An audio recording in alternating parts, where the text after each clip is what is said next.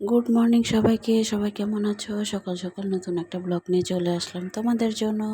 ভিডিওটার সাথে থাকো, আশা করি ভালো লাগবে। যে প্রথমে হচ্ছে আমি লাউ আর আলু কেটে নিয়েছি। আসলে এখন অনেকে বলতে পারেন আপু আপনি কি 2 দিন পর পরে লাউ খান? আসলে যেহেতু আমার ছোটো বেবি আছে তার জন্য লাউটা খাওয়ার ট্রাই করি 2-3 দিন পর পরই, কিন্তু চেষ্টা করি। আর এখন যেহেতু মেহমান আছে তার জন্য রান্না করে ফেললাম ঝোল। আসলে ঝোল তরকারি ছাড়া খেতে ভালো লাগে না। তো কার কার এই অবস্থা বলে দিবে। আসলে ঝোল তরকারি ছাড়া মনে হয় বাতি খেতে পারি না। সো আজকে আমি 4টা ডিম রান্না করবো, কীভাবে করবো সেটাই তোমাদের সাথে শেয়ার করছি। সবাই একটু সাথে থাকো, আর অবশ্যই ভিডিওটা লাইক কমেন্ট করতে ভুলবে না। ডিমটাকে ভালো করে ভেজে নেবো। দেখতে পাচ্ছ ডিমটাকে ভালো করে লাল লাল একটু ভেজে নিয়েছি। এখন হচ্ছে এটাকে আমি উঠিয়ে নিব। এই যে আমি উঠিয়ে নিয়েছি। এখন হচ্ছে সেই তেলের মধ্যে পেঁয়াজটা দিয়ে দিব। ডিমগুলো কালার কীরকম এসেছে এরকম লাল করে ভেজে নিব। পেঁয়াজটাকে ভালো করে ভেজে নিতে হবে। এখন দেখুন কড়াইয়ের মধ্যে দিয়ে দিচ্ছি। কড়াইয়ের মধ্যে দিয়ে হচ্ছে ভালো করে নেড়ে চেড়ে ভেজে নিতে হবে। তো এটার সাথে কিন্তু যুদ্ধ করলে হবে না, সুন্দরভাবে হচ্ছে ভেঙে ভেঙে এটাকে ভাজতে হবে। নাহলে কিন্তু পেঁয়াজটা ভাজা না হলে তরকারিটা স্বাদ হবে না। তো যে দেখো আমি ভালোভাবে বেছে নিচ্ছি। আর সাউন্ড ঠিক আছে কিনা অবশ্যই কমেন্টে জানাবো, আমার কথা ঠিক মতো শুনতে পাচ্ছ কিনা। তো এখন হচ্ছে আমি লাউটা নিয়ে নিব। লাউটা ধুয়ে ছেঁকে নিয়েছি। তো ভালোভাবে ছেঁকে নিতে হবে। দেখো আমি এটাকে প্রথমত ধুয়ে ভালোভাবে ছেঁকে নিয়েছি। তো দেখো এখন হচ্ছে এটা আমি কষাবো। তরকারিটা না কষালে কিন্তু স্বাদ হবে না। অবশ্যই তরকারির মূল স্বাদ হচ্ছে সে তরকারিটা কষানো।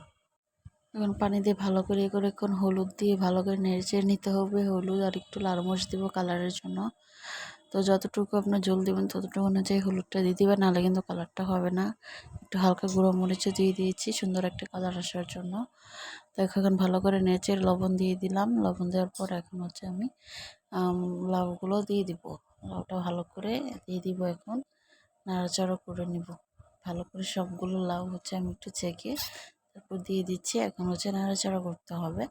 নাড়াচাড়া না করলে কিন্তু ফুল মশলা হচ্ছে লাগবে না। না লাগলে কিন্তু তরকারি কিন্তু সিদ্ধ হবে না। সিদ্ধ না করলে কিন্তু তরকারিটা মানে স্বাদই হবে না। একটা জিনিস রান্না করবেন মশলা ছাড়া, একটা জিনিস দেখবেন সব কিছুর একটা সৌন্দর্য থাকে। তো এটারও আমি মনে করি খাবারের সৌন্দর্য হচ্ছে মশলা। তো মশলাটা যদি আপনি ভালোভাবে যদি অ্যাড না হয় তো স্বাদও লাগবে না, দেখতেও ভালো লাগবে না। তো এখন হচ্ছে ডেকে দিবেন। আমি হচ্ছে কিছুক্ষণের জন্য ডেকে দিয়েছি। তো এখন আবার ঢাকনাটা আমি খুলে দেখছি ঠিক আছে কিনা। যে দেখো নিজে নিজেই কিন্তু পানি উঠে গেছে। লাউ থেকে এমনি অনেকটাই পানি ওঠে, তো হচ্ছে প্যারা নেই। সো দেখো নিজে নিজে অনেকটা ঝোল হয়ে গেছে। তো এটা দিয়ে আমি ভালোভাবে কষিয়ে নেব।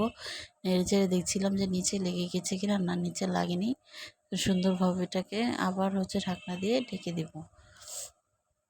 ঢেকে যদি না পানি যদি শুকিয়ে যায় তাহলে হচ্ছে ঝোল দিয়ে আবার করবো। আর আমি হচ্ছে এটা ঢেকে দিয়েছি। সো এখন দেখেন মোটামুটি হয়েই গেছে বলতে গেলে। আমি কিন্তু ঝোল দিয়ে দিয়েছিলাম। সো ঝোল দিয়ে দিয়েছি একটু কষানোর পর। এই যে আমার তরকারিটা প্রায় হয়ে গেছে। লাউ তরকারি আসলে ততটা টাইম লাগে না।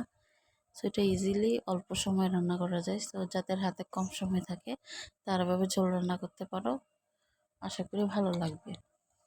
তো দেখো ভালো করে নাড়াচাড়া দিয়ে নিচ্ছিলাম। যদি সিদ্ধ না হয় অবশ্যই ঢাকনা দিয়ে ঢেকে দেবো। আর সিদ্ধ হলে তো কথাই নেই, 2-3টা বলক দিলেই হচ্ছে হয়ে যাবে।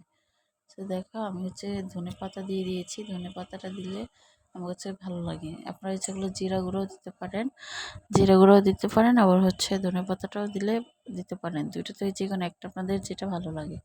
তো আমার কাছে ধনে পাতা ভালো লাগে, আমি ধনে পাতাটা দিয়ে দিয়েছি। এই যে নাড়াচাড়া দিয়ে নিচ্ছি, কারণ যেহেতু তরকারিটা প্রায় হয়ে গেছে এখন প্রায় নাড়াচাড়াটা করে দেবো।